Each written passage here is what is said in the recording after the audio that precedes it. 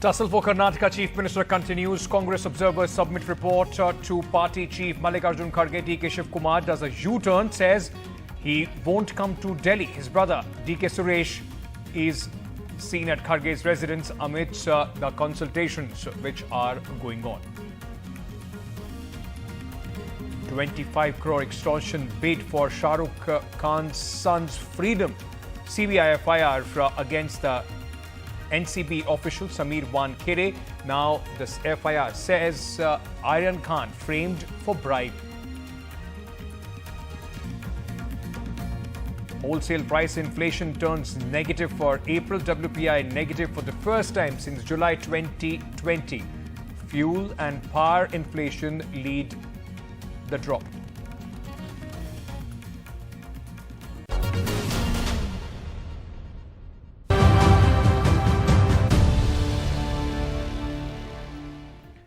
The Congress faces an acid test after emphatic victory in Karnataka Assembly elections, with both state chief DK Shivakumar and senior leader Siddaramaiah eyeing the top post in Karnataka.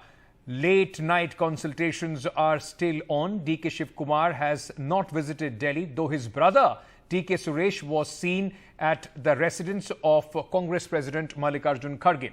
Meanwhile, Siddaramaiah was also seen coming out of his hotel. He has been in the national capital, arrived here this evening. Let me very quickly, for the latest, go across to my colleague Arvind Gunasekar, who is joining us with more details on this. Arvind, give us a sense of what's happening. A long night ahead for the Congress troubleshooters. The Congress party being Congress party, as usual, drama on streets and then hectic parleys that runs at least till midnight is what we are witnessing once again when it comes to the Karnataka Assembly elections. After Congress won almost 136 seats, and now the Congress leadership is trying to strike a balance in forming the government with both senior leaders, both Siddaramaiah and also DK Shivakumar, both contesting strongly for the coveted post, the next Chief Minister of Karnataka.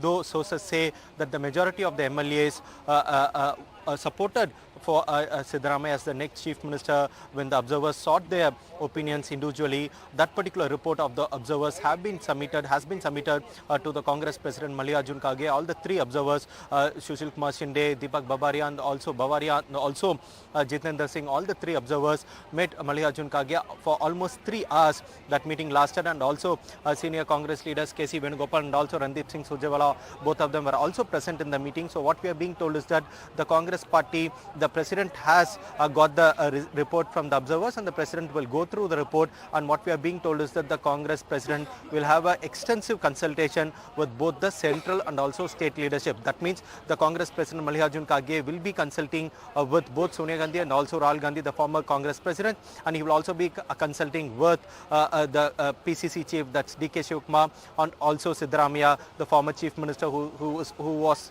the leader of opposition in Karnataka. But very importantly, the latest development is that DK Suresh, the brother of DK Shivakumar, has just entered the residence of Mallikarjun Kharge. So a message will be conveyed from the Congress president to DK Shivakumar, because the Congress party wants DK Shivakumar to be in Delhi for this consultative process, and that's why through his brother a message will be conveyed to DK Shivakumar, and the Congress party is hopeful that DK Shivakumar will come to Delhi tomorrow. That's where the party leadership can have a meeting with both Siddaramaiah and also DK Shivakumar before announcing the decision on who will be the next Chief Minister of Karnataka. So the current meeting that is happening now is with Congress President Mallikarjun Kharge and DK Suresh, where Congress party is trying to convince DK Shivakumar to come to Delhi. So we'll see whether DK Shivakumar come to Delhi. If he comes to Delhi tomorrow, then there will be an extensive consultation both at the central level and also state level. And the Congress party wants to take a decision at latest by tomorrow evening. So we'll get to know who will be the next Chief Minister of Karnataka. So most likely tomorrow is going to be the big day when the Congress party names the next Chief Minister. Those visuals are of Sushil Kumar Shinde, the observer, who had gone to Mallikarjun Kharge's residence to submit the report of the three observers that were sent by the central leadership to try and speak to the MLAs, the winning MLAs, and get a sense of who do they want as their leader. On this, in fact, Randeep Surjewala spoke just a short while back. Listen in. We assure through each one of you, your viewers, your readership, that Congress party will stand up to the pledge made to 6.5 crore Kannadigas. We will work for every single Kannadiga. We will work for every single poor and middle class, farmer, youth, women and every section of Karnataka. There was 3 observers appointed yesterday by the Honorable Congress President. They went to Bengaluru, had consultation with 138 legislators, 135 of the Congress party, 1 Congress ally.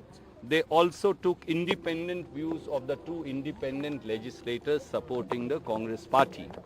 They have today, about half an hour ago, submitted their written report to the Congress President. It's only been 30 minutes. Arvind, very quickly, if I may bring you in once more, it's a strong message that DK Shivakumar has sent by not coming tonight. A message that he's not going to back down as far as his demand for the chief ministership is concerned. Task is cut out for the Congress leadership. Yeah, Ankit, that seems to be worrying the Congress leadership because DK Shivakumar refusing to come to Delhi itself is a message. Seems like he is posturing, and that's where the Congress leadership is kind of worried, and that's where now this meeting between Kharge and DK Suresh will be an icebreaker that'll somehow convince DK Shivakumar to come to the table for discussion, because they want DK Shivakumar, because they are not turning away the hard work or the work that was put forth by DK Shivakumar, because like DK Shivakumar has been reiterating time and again that when the government failed in 2020, the coalition government, when the MLAs deserted the party, when Congress was from ruling party to opposition party, and when DK Shivakumar was also arrested by the Enforcement Directorate in a case of money laundering, he maintains that he stood ground, he worked for the party, and his contribution should not be taken for granted, and that's why he is saying that I need my due share. That seems to be the demand or request of DK Shivakumar, which the Congress party is also considerate of that fact.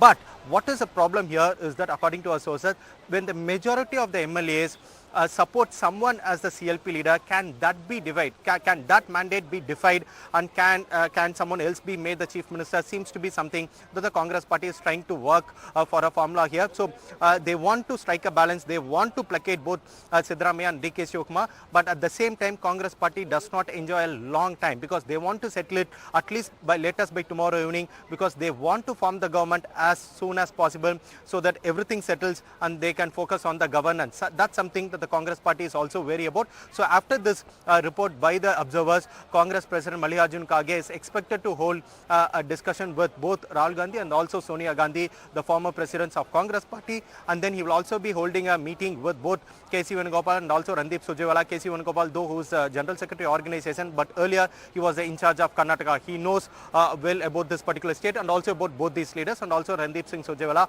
Along with that, if DK Shivakumar comes to Delhi tomorrow, then Mallikarjun Kharge will also give audience to both Siddaramaiah, DK Shivakumar, and then finally the Congress party will be making its decision public, who will be the next chief minister of Karnataka. That Congress party maintains that it will be a consultative process. It won't be the decision that will be parachuted from the High Command from Delhi to Karnataka, because they do have a lesson in Pondicherry. Narayanasamy was not even an MLA. He was made the chief minister of Pondicherry, and that's where the party lost its power in Puducherry. That's where the Congress party is wary of such implications, and that's where this time the Congress party is very clear. They will go for an extensive consultative process. They will bring all the stakeholders on the table and then a decision will be announced, which we are expecting latest by tomorrow evening.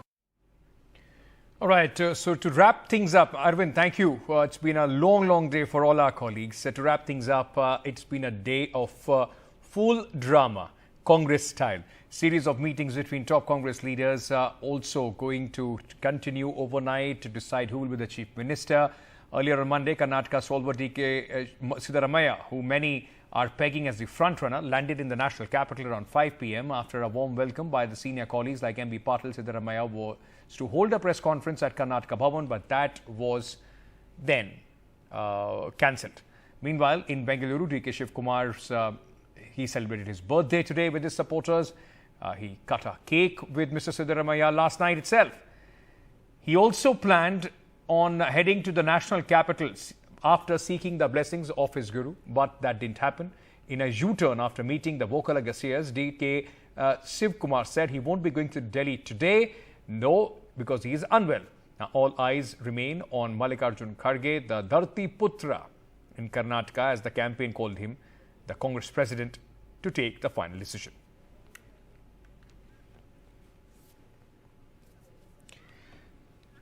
But importantly, what's on DK Shivakumar's mind? My colleague Sunil Prabhu tried to find out.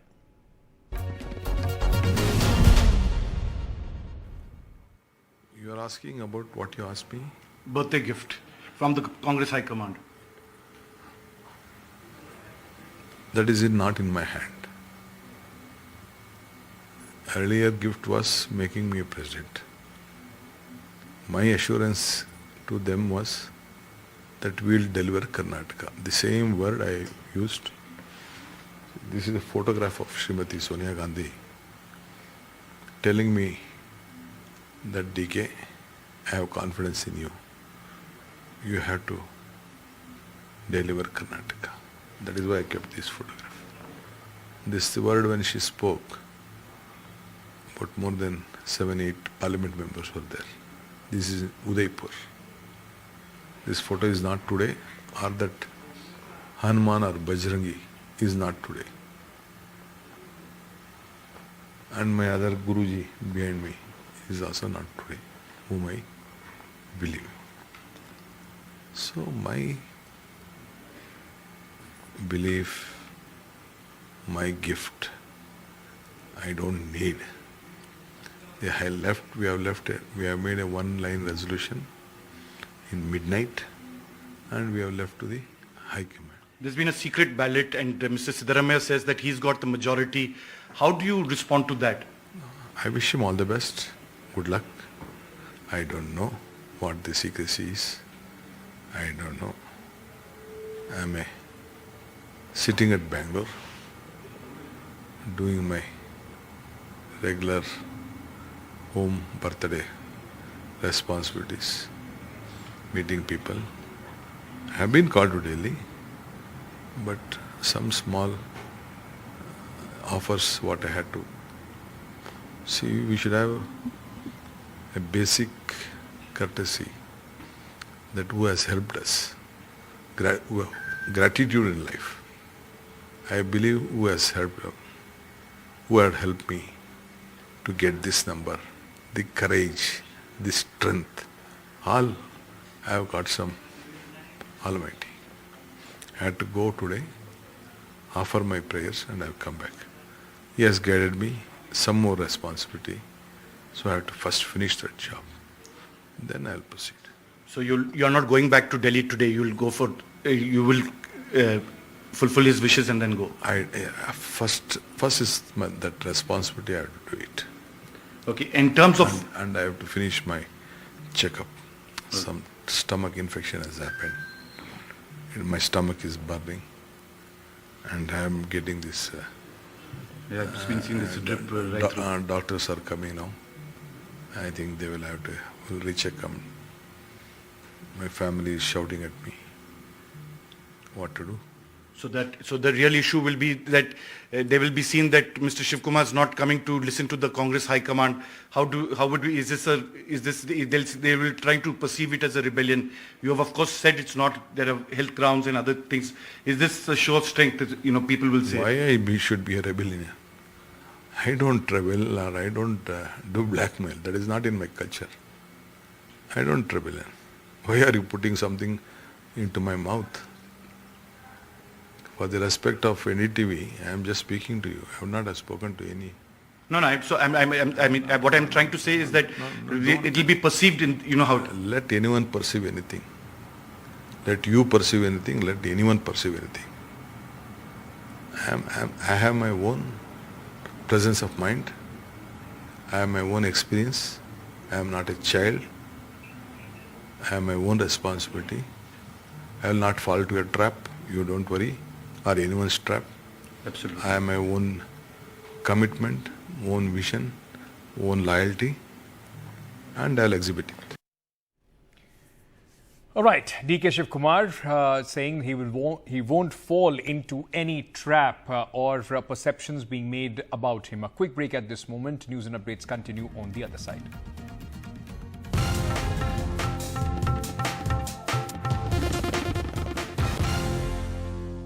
Now, actor Shah Rukh Khan's family was threatened that his son Aryan Khan would be framed in a narcotics case unless he paid 25 crore rupees. This, according to the FIR filed by the CBI against Samir Wankhede, former zonal director of the Narcotics Control Bureau.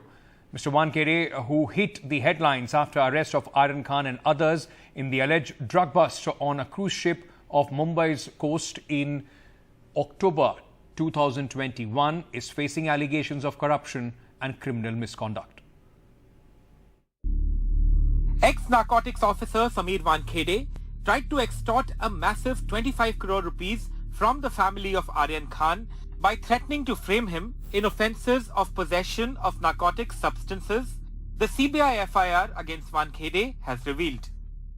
The FIR says that 25 crore rupees was asked from the family members of Aryan Khan, and later the amount was settled to 18 crore rupees, and 50 lakh rupees was also taken as a token by KP Gosavi, a private investigator and also a witness in this case. Later, out of that 50 lakh rupees, some amount was returned back by them. The CBI FIR has flagged Wankhede's foreign trips and sale and purchase of expensive wristwatches. The FIR names 4 accused other than Mr. Wankhede, including 2 other senior narcotics officers. KP Gosavi, also named in the FIR, is the witness in the drugs on cruise case, whose selfie with Aryan Khan following his arrest had gone viral. As per the FIR, inquiries into the allegations against Samir Wankhede and Ashish Ranjan, the then intelligence officer with the NCB, they could not justify their assets as per their declared income.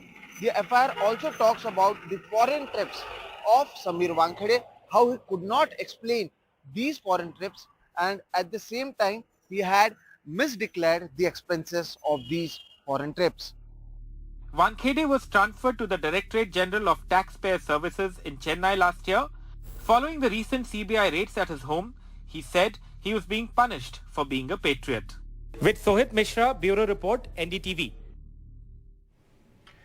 Meanwhile, the wholesale inflation turns negative for April. The wholesale price inflation turns negative for the first time since July 2020. Now, the April wholesale price inflation is at 0.92% versus 1.34% in March. The wholesale inflation for manufactured products at minus 2.42% versus minus 0.77% earlier. Fuel and power wholesale inflation at 0.93% versus 8.96% earlier. While all focus was on the elections in Karnataka, there are some important elections taking place across the globe as well. Turkey braced Monday for its first election runoff after a night of high drama that showed current incumbent President Recep Tayyip Erdogan edging ahead of his secular rival but failing to secure a first-round win. Figures from Anadolu State News Agency showed Erdogan picking up 49.4% of the vote. Opposition leader Kemal Kılıçdaroğlu was trailing with 45% votes. A disappointing outcome after late pre-election polls showed him in the lead. Now, Turkey's first president runoff in the mostly Muslim but officially secular state's 100-year history is planned for May 28th.